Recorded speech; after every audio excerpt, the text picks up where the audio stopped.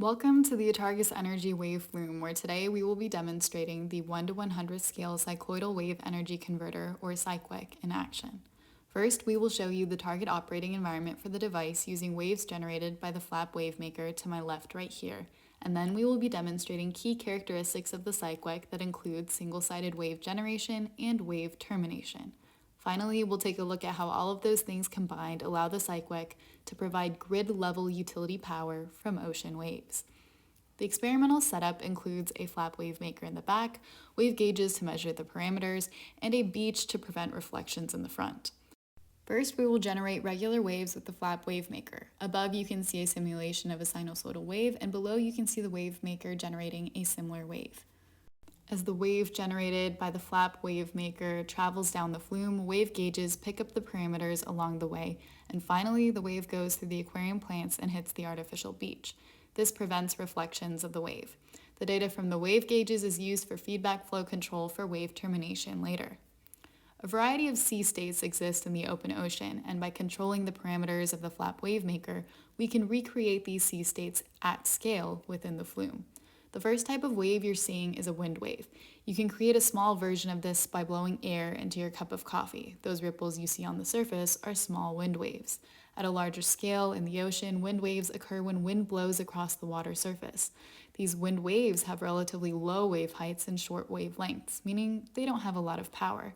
However, these wind waves group themselves into swells, and these swells have longer wavelengths and higher wave heights, meaning they have a lot more power.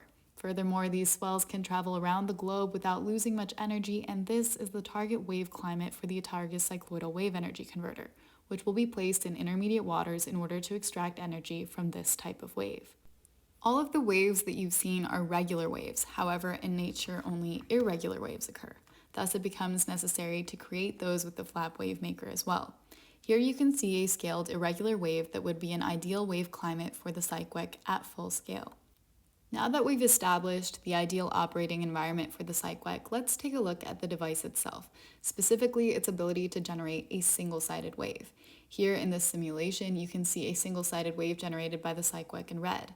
And here in the flume, you can see that with the wavemaker turned off, the CycWEC produces a single-sided wave.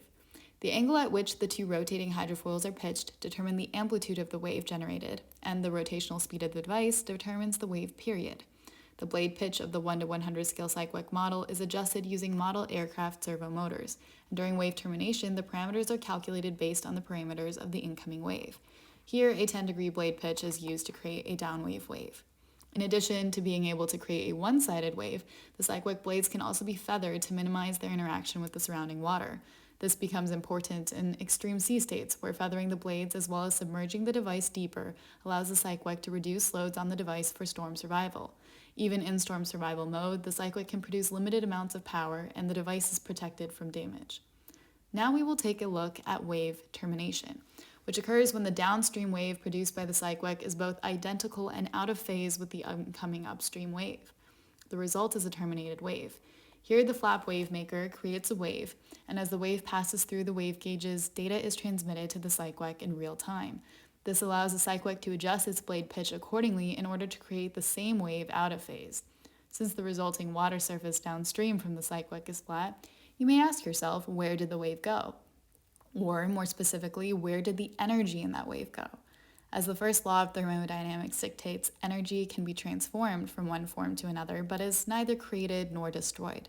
The energy from the ocean wave has been converted to shaft rotation at the CycWEC, which is used to drive a generator that then feeds into the power grid via a subsea cable to shore. And thus we close the loop of how does the CycWEC produce power?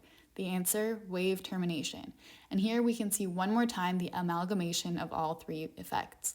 The incoming wave, here in blue, the single-sided CycWEC wave, in red, and the resulting surface of a terminated wave from which the power has been extracted, in green.